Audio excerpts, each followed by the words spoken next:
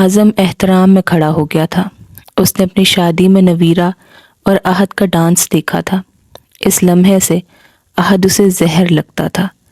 احد نے drawing room کی light جلتی دیکھی تو اندر جھانکا۔ السلام علیکم، اعظم نے کہا مگر مسافے کے لیے ہاتھ نہیں بڑھایا۔ احد کی صورت بہت بدل چکی تھی۔ وہ لاؤبالی لڑکا نظر آنے والا احد اب موٹی گھنی مونچھوں اور پمپل زدہ چہرے کے ساتھ بہت مکار لگ رہا تھا۔ وعلیکم السلام، احد نے جواب دیا، پھر نویرہ کو دیکھا۔ یہ سندس کے میاں ہیں۔ وہ بھی اٹھ کھڑی ہوئی تھی۔ احد کے چہرے پر لطف اندوز ہونے کے تاثرات آئے۔ بہت خوب، بیٹھیے، میں آپ کو ڈسٹرب نہیں کرنا چاہتا۔ اس نے ٹیڑھی مسکراہٹ سے نویرہ کو دیکھا۔ نویرہ کا خون خشک ہو گیا۔ وہ سمجھ رہی تھی کہ احد کیا کہہ رہا ہے۔ وہ بہت دفعہ اسے کہہ چکا تھا کہ وہ اپنی زندگی میں رونق ڈھونڈ لے، وہ کچھ نہیں کہے گا۔ نویرہ کچھ بولنے ہی والی تھی کہ بیرونی دروازے سے عدنان داخل ہوا۔ وہ تو رہتی ضبط کے کنارے پر تھی۔ عدنان کی صورت میں وہ ضبط کیسے نہ کھوتی۔ اس نے گھر میں رہنے کی حامی بھرتے ہوئے چند باتیں واضح کر دی تھی کہ عدنان یہاں نہیں آئے گا۔ شروع میں اس کی بات کا پاس رکھا گیا، پھر ہیرا کی شادی کے بعد سے عدنان کا آنا جانا دوبارہ شروع ہو گیا تھا۔ وہ جو کہتے تھے کہ تم ساتھ دو گی تو وہ سبل جائے گا، اب خود ان کے گھر آنے سے کتراتے تھے۔ وہ آتے جاتے تو دیکھ لیتے کہ نویرہ مہینوں سے بیٹھی تھی، مگر اس کے باوجود احد ویسا ہی تھا۔ نویرہ کے پاس احد کو سدھارنے کی کوئی طاقت نہیں تھی، نہ ہی تایا جی کے اپنے عالم فاضل دوست کے نکاح پڑھوانے سے ان کے رشتے میں افاقہ ہوا تھا۔ آپ لوگ کھڑے کیوں ہو گئے؟ بیٹھیے نا، مجھے تھوڑا سا ضروری کام ہے، کیری آن۔ اس نے بہت ادب سے انہیں بیٹھنے کو کہا تھا۔ وہ خود لاؤنج کی طرف چلا گیا۔ ڈرائنگ روم پہ 2 دروازے تھے۔ نویرہ اندرونی دروازے سے لاؤنج میں آئی۔ احد اور عدنان کا رخ صوفوں کی سمت نہیں تھا، سیڑھیوں کی طرف تھا۔ تم اوپر نہیں جا سکتے، نویرہ نے سرگوشی کی تھی۔ جو 8 فٹ دور کھڑے عدنان اور 6 فٹ دور کھڑے اعظم دونوں نے سنی تھی۔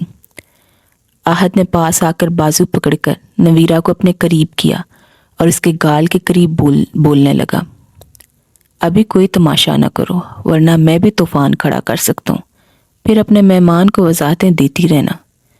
اس نے جھٹکے سے بازو چھوڑا تھا۔ ہیرا کی شادی کے بعد سے احد کی نظر ہیرا کے بیڈ روم پر تھی۔ وہ تو نویرہ تماشا کھڑا کر دیتی تھی، اس لیے اس نے عدنان کو اوپر والے پورشن میں لانے کی ہمت ہی نہیں کی تھی۔ آج احد کو موقع مل گیا تھا ایک نیا ٹھکانہ بنانے کا۔ پستی کی کوئی تو حد انچھوئی رہنے دو، اسے اب غصہ بھی نہیں آتا تھا۔ میں چلتا ہوں، میں بس یہ دینے آیا تھا۔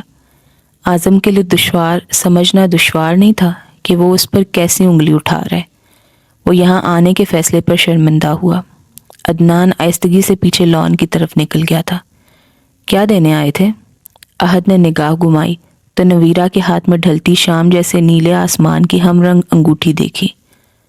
اوہ، تو بات یہاں تک پہنچ گئی۔ احد کو لمحے بھر کے لیے ڈر محسوس ہوا۔ نویرہ نے اسے چھوڑ دیا تو وہ دنیا کو کیا کہتا پھرے گا؟ پاپا تو اس کی پاکٹ منی بند کر دیں گے۔ تم میرے نکاح میں ہو، احد بھڑکا۔ تم بھی میرے نکاح میں ہو، تم اس کا پاس کیوں نہیں رکھتے؟ نویرہ نے بہت عرصے بعد اس کو تڑپتا دیکھا تھا۔ اس کا دل کیا اسے مزید تڑپائے۔ اعظم 2 قدم آگے جا کر ہی رک گیا تھا۔ اسے سمجھ میں نہیں آ رہا تھا نویرہ سچ کیوں نہیں بتا رہی کہ یہ انگوٹھی سندس کی طرف سے تھی۔ وہ یہاں آیا ہی کیوں؟ اسے سب سمجھ میں آ گیا تھا کہ سندس نویرہ کو اس گھر سے لے کر آنے پر بضد کیوں تھی۔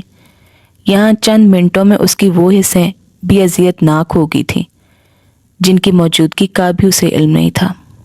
یاور بھائی اور پاپا نے بزنس شروع کیا ہے، سب کچھ اتنا اچھا چل رہا ہے، تم اپنی زندگی جیو، مجھے اپنی جینے دو، لیکن دنیا کو ہم نے مل کر فیس کرنا ہے۔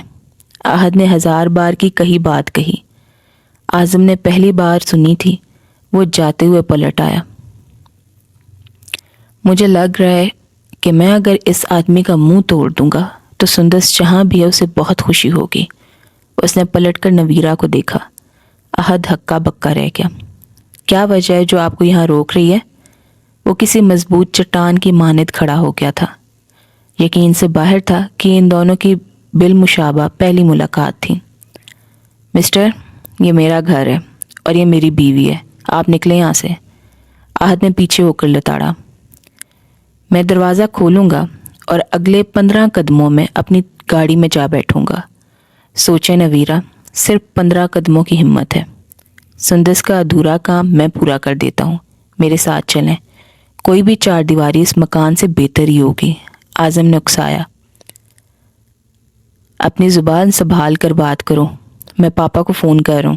احد نے نمبر ملانا شروع کیا اور اعظم کو ہنسی آ گئی۔ احد کا انداز کسی بلی کے بچے سے زیادہ مضبوط نہ تھا۔ نویرہ بھی حیران کھڑی تھی۔ وہ کبھی اعظم کبھی احد کو دیکھ رہی تھی۔ وہ جانا چاہتی تھی مگر اعظم کے ساتھ نہیں جا سکتی تھی۔ وہ یہی بات سمجھانے کے لیے آگے کو بڑھی۔ احد کو لگا وہ گھر چھوڑ کر جا رہی ہے۔ احد نے اس کا بازو پکڑ کر قوت سے اسے پیچھے کیا۔